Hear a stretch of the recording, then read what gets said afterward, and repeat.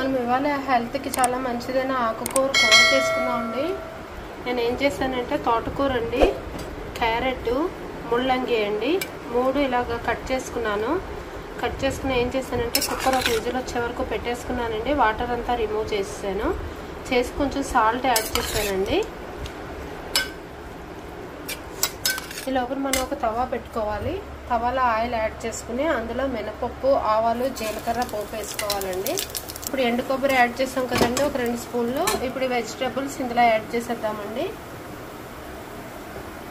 మనం ఏం చేసామండి, ముల్లంగి, క్యారెట్, తోటకూర బాయిల్ చేసుకుని పక్కన పెట్టుకున్నాము. వాటర్ అంతా రిమూవ్ చేసుకుని సాల్ట్ యాడ్ చేసుకుని పక్కన పెట్టుకున్నామండి. లోపల తవా పెట్టుకుని ఆయిల్ యాడ్ చేసి అందులో మినపప్పు, జీలకర్ర, ఆవాలు పోపు వేసుకున్నామండి. అందులోనే ముక్కల కింద కట్ చేసుకున్న వెల్లుల్లిపాయలు, అల్లం ముక్కలు, పచ్చిమిరపకాయ ముక్కలు, ఎండుమిరపకాయ, కొంచెం ఎండు కొబ్బరి, కరివేపాకు వేసుకుని వేయించుకున్నాము.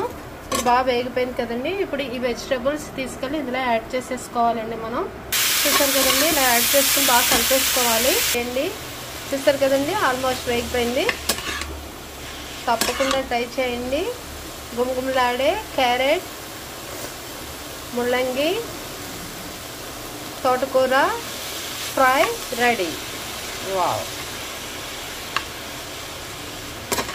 ట్రై చేసి చెప్పండి. Thank you for watching. Like చేయడం మాత్రం మర్చిపోవద్దు.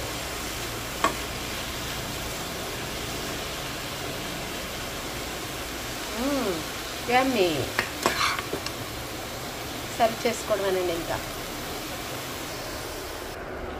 చూస్తారు కదా, yummy curry ready. Thank you for watching. Like చేయడం మాత్రం మర్చిపోవద్దు. Thank you.